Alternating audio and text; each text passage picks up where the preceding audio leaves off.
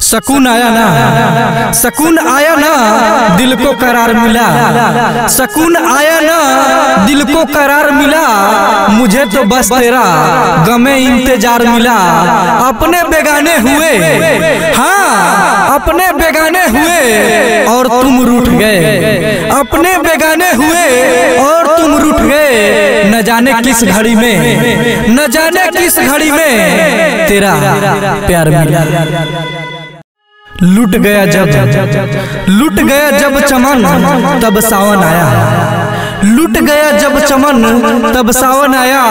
इस बार का मौसम लेकर मातम आया। अजीब मंजर है यह देखा सरहद पर मैंने। अजीब मंजर है यह देखा सरहद पर मैंने। तेरे वतन से, तेरे वतन से हर शख्स खाली दामन आया।